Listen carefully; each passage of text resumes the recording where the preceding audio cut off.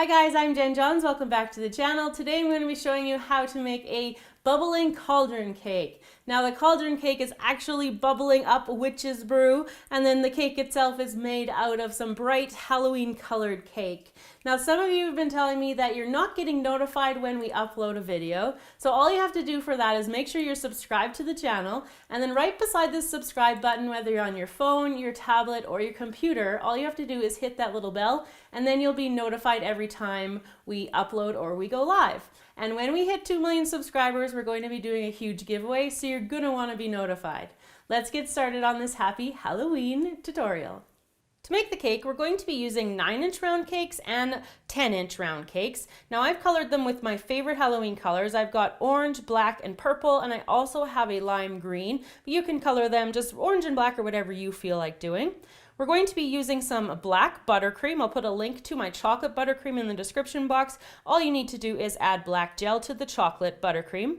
We're going to be using these larger pretzel rolls. If you can't find these rods, you can use the smaller regular size ones. Now I found these fire-like gummies at my local grocery store. They happen to be peach flavored, and as soon as I saw them, I knew they'd be perfect for this cauldron cake. We're going to be using some bone candy and some skull candy. I've got them just sorted out with lime green, the dark green, and the yellow. Here we have lime green sixlets. We're going to be using those, and we're going to be using some mini gumballs, and we've got yellow and green sorted out for that, and then the larger gumballs, green and yellow as well. So the first thing we're going to do is stack our cake layers. So what I did was I cut each cake layer about 3/4 of an inch in thickness, and you're going to need 6 10-inch round ones and then 2 9-inch round ones. I'm stacking the cake upside down, so I've started with the 10-inch. I've got the layer of buttercream in between there, and I'm just sliding my cake layers into place, and then I'm taking my black buttercream and I'm covering each layer with it. So we're going to flip the cake upside down once we've got the smaller layers on the top. It's just going to make it easier for carving, and it's going to make it easier for kind of transporting it to start with. So I'm just going to do this thin layer in between each of my cake layers. Once we have the cake stacked, I popped it into the freezer to solidify the buttercream that's in between the cake layers.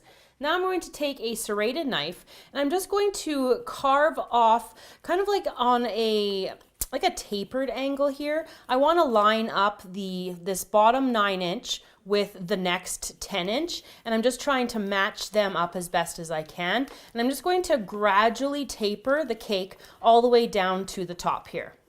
With the bottom of the cake slightly tapered, we're going to take our black buttercream and we're going to cover the entire cake in it. Once the cake is completely covered in the black buttercream, I'm going to take an 8-inch round cake board, and I'm just placing it right underneath there. I'm going to put one hand on the top and then lift up the bottom. I got my spatula here to help me do this. This cake is quite heavy.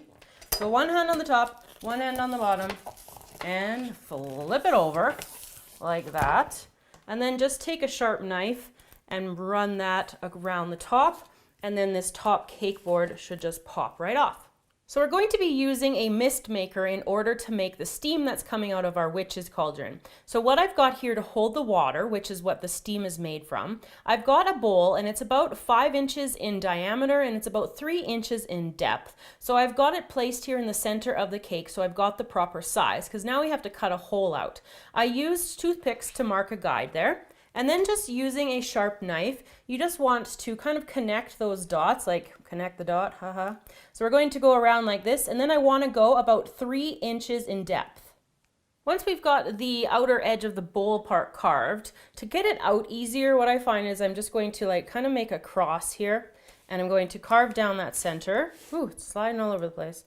And then carve this way as well. And then you can just use a spoon or a fork and start to dig out those layers. We should see some nice color pop out here too. So I'm just going to dig away. There's the green one coming up. And I want to go down about 3 inches. Once you've got the cake carved out here, our room for our bowl, you're going to want to make sure that it fits. So the bowl will go in there perfectly. And so now we're going to put a layer of black buttercream inside the bowl, inside this bowl well here, and on the top.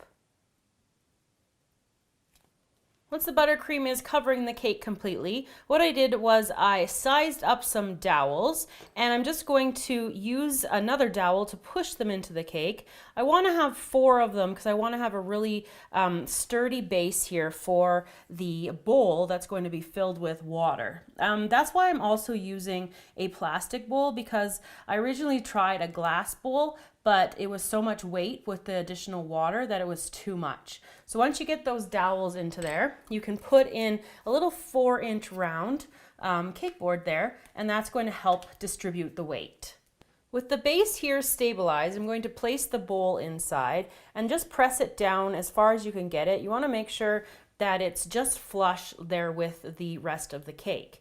Now for the edge of the cake, I'm going to be using an 809 round tip to give a nice big edge here to the rim of the cake. So I'm just going to squeeze out in steady pressure, turning the cake here and just piping right along that edge. So the split here where the buttercream joins is where the cord for the mister, I'm going to feed it through there so there's not another second split in the cake. Now down here I'm going to just pipe on a handle, and I need to do that on both sides of the cake.